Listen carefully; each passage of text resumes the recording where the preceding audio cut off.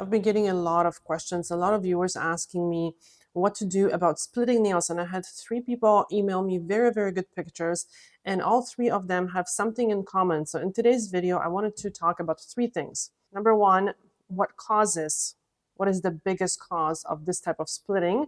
Number two, what you should never do when you have splitting nails like this. And number three, can this splitting be repaired? So let's look at the pictures.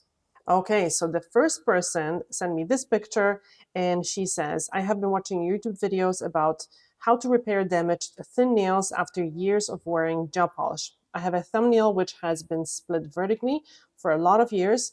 Could you give me some advice on it? I'm really hoping you are not going to tell me that it's going to stay like this. The thing that is worrying me the most is that I think I can see a line on the lunula. So she sees a line over here, which yes, she is correct. I'm happy to go without polish until they grow out, but I'm not sure how my thumbnail will be.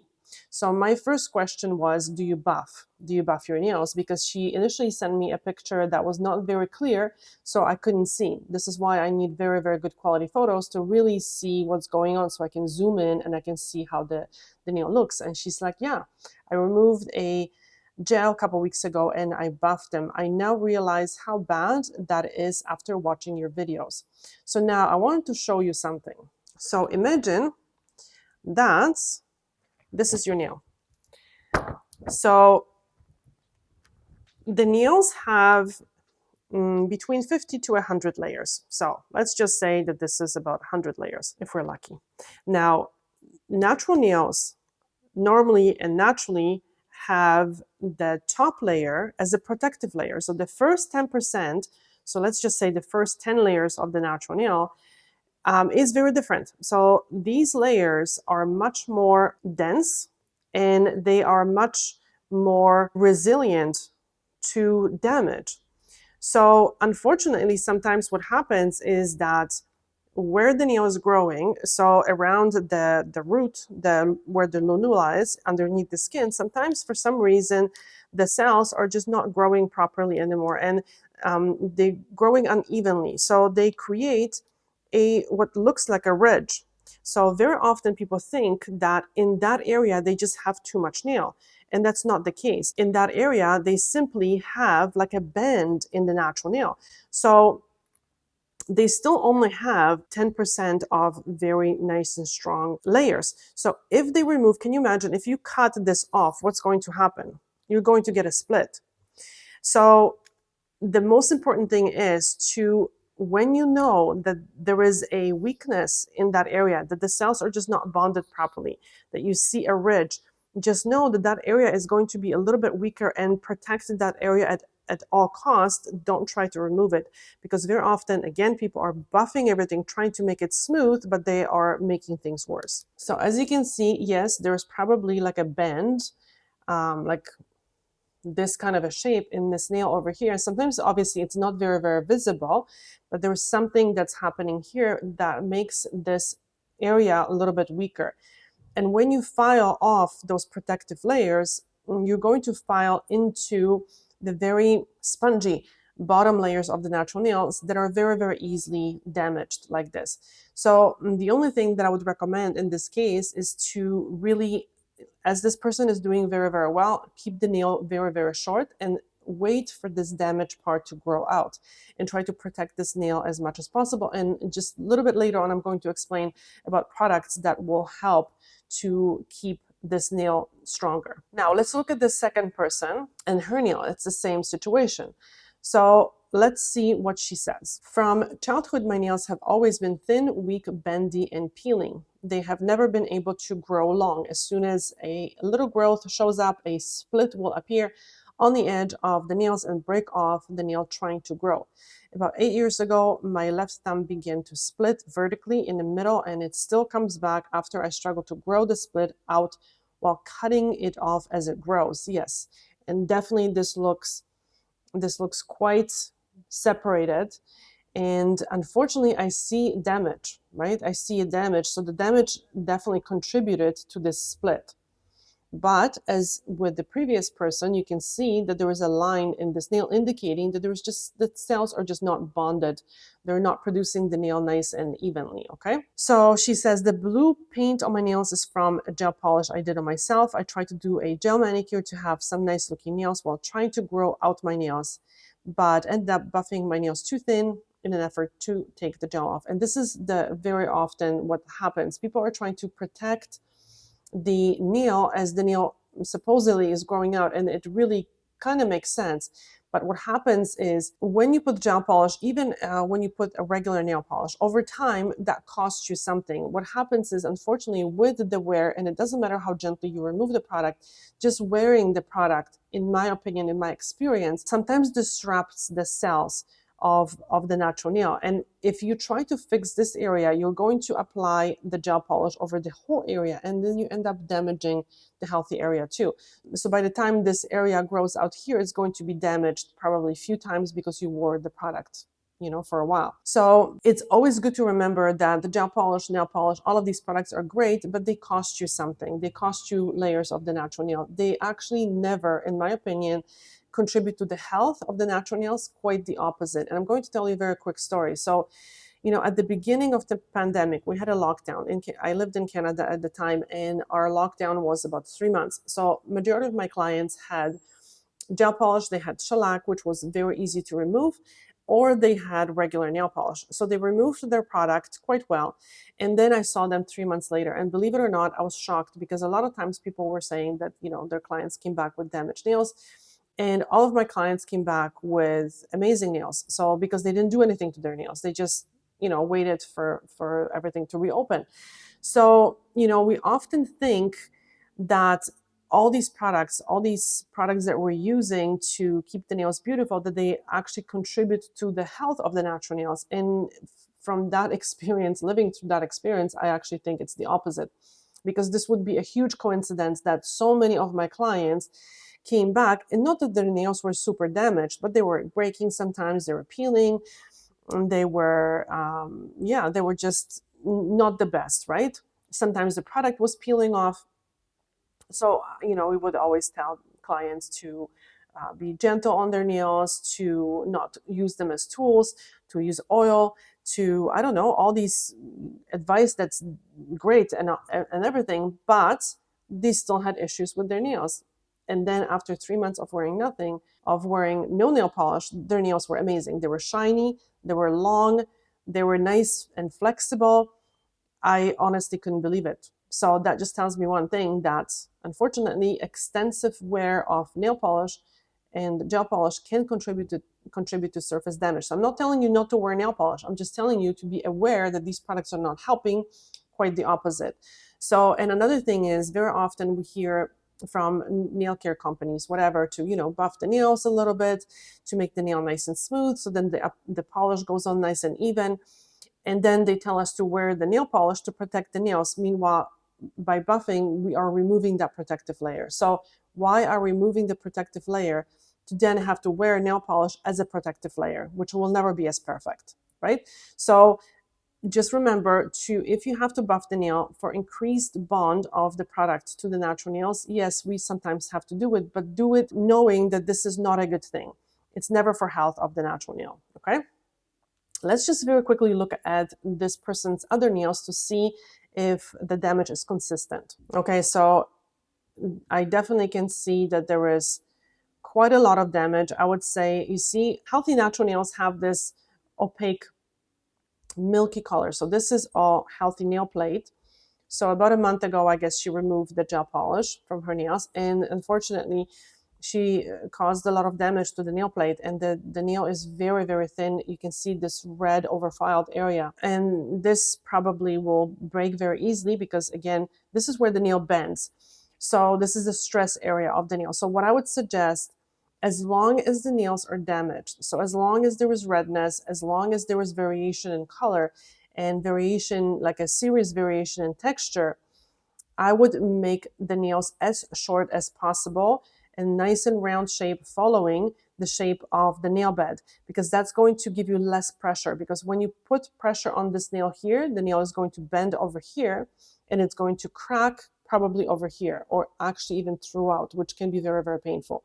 Same thing with this. So just make the nail shorter and maintain the nails on a weekly basis. Shorten the nails once a week. Give yourself a very, very gentle manicure. The skin around the nails looks great. Eventually, sometimes when the skin has been stuck to the natural nail, it has stretched a little bit, and then when we push it back, it kind of sticks up a little bit. But eventually, when you care for the skin around the nails, it's going to shrink back and it's going to look very, very nice and healthy around the nails.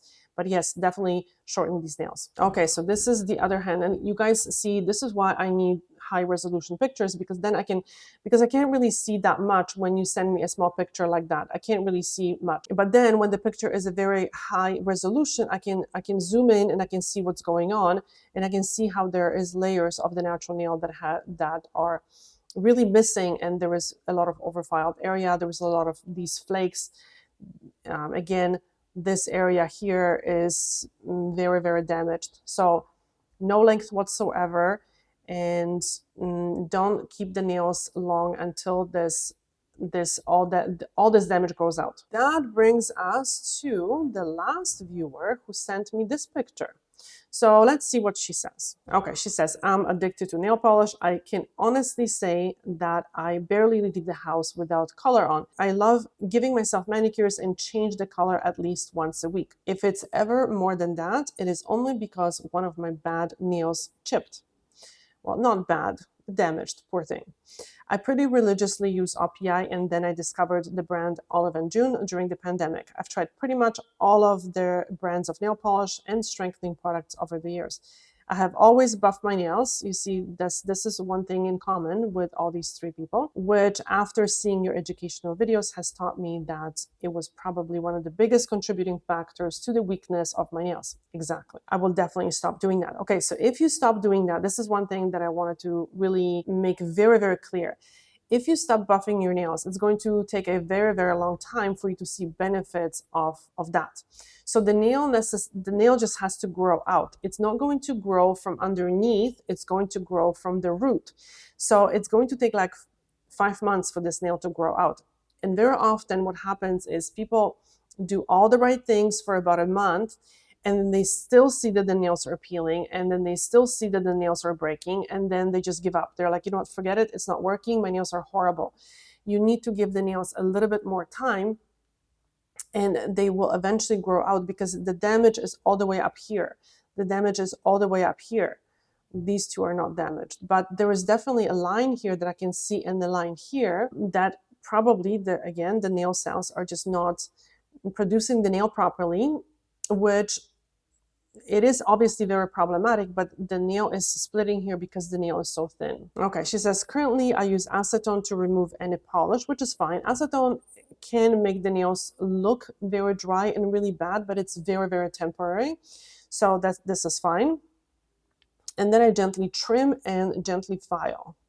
I would suggest gently filing once a week, just keeping on top of it, because sometimes the trimming can put too much pressure on the nail and it can crack the nail. You don't want to be, especially if the nail is a little brittle, you don't want to be cutting the nail. You want to be just gently filing it. Since it's so hard for me to go without polish, I have never properly done an oil soak, but I'm definitely planning on it, as I have purchased a bottle of jojoba oil. Yes, jojoba is one of the best oils that you can use for warm oil soaks, and the reason why, and I'm actually going to leave a quick video explaining why this is so effective at the end of this video about the warm oil soaks, and the video explains how to do them. And the reason why I prefer jojoba is because the molecules of the jojoba, actually it's not even an oil, it's a wax, they actually absorb into the nail plate, and they plasticize the nail polish. They hold the nail cells together, because just as in skin, in the nail, it's not really about the moisture and about the moisturizing.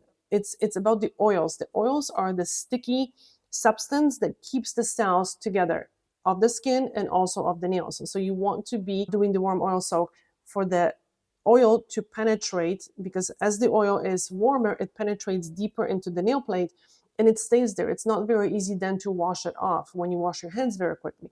And when you do that on a regular basis, you will plasticize the nail, and the nail is just going to be held together a little bit better. They're very, very effective. And she says, I usually just use base coat or a ridge filler, 2 coats of color, and a top coat, which is fine.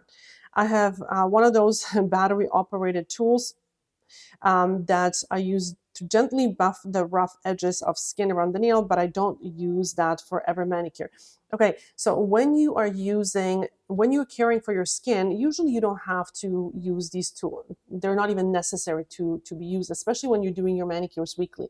When you're using carousel to care for the skin around the nails, when the skin is harder, it's really going to make that skin softer. And very often people, when they reach for these tools, they overdo and they cause the opposite, because if you overfile the skin is going to rebel and it's going to create inflammation to repair it, and it's going to actually build more hard skin, and the vicious circle continues. So I use electric file. I know how to use it. I've been trained for many, many years, and I always watch for progress. If there is progress, I know that I'm doing the right thing. But very often when people are new to these tools, they overdo it. And I've seen it. Please don't use them.